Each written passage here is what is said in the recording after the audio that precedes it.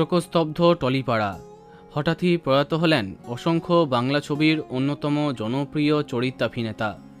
৭৫ বছর বয়সে দীর্ঘ রোগভোগের পরে ইহলোক ত্যাগ করলেন জনপ্রিয় অভিনেতা উদয় শঙ্কর পাল। সেই উদয় শঙ্কর পাল যিনি ভূতের ভবিষ্যৎ ছবিতে আত্মারামের চরিত্রে সবার মন জয় করেছেন। আত্মারাম বলেই তাকে চিনেছে টলিপাড়া। তিনি যে সত্যি আমাদের মাঝে আর নেই তা মানতেই পারছেন না অনেকে। কিন্তু কি হয়েছিল আত্মারাম উদয় শঙ্করের? দীর্ঘদিন ক্যান্সারে আক্রান্ত ছিলেন তিনি। ফুসফুসে ক্যান্সার ছিল।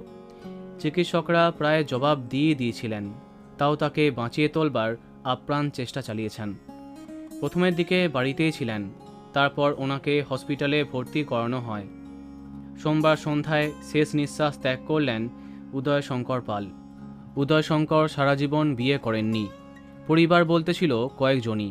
হাওড়ায় থাকতেন দাদার সংসারে। তবে উদয় শঙ্কর সংসার করেছিলেন অভিনয়ের সঙ্গে। মঞ্চাভিনেতা হবার পাশাপাশি বেশ কিছু জনপ্রিয় বাংলা ছবিতে তাকে দেখেছে দর্শক, যেমন চতুষ্কোণ, প্রফেসর শঙ্কু ও এলডোরাডো, রয়্যাল বেঙ্গল রহস্য, আশ্চর্য প্রদীপ, সজরুর কাঁটা প্রভৃতি। তার অকাল প্রয়াণে গভীরভাবে শোকাহত বাংলা টলিপাড়া।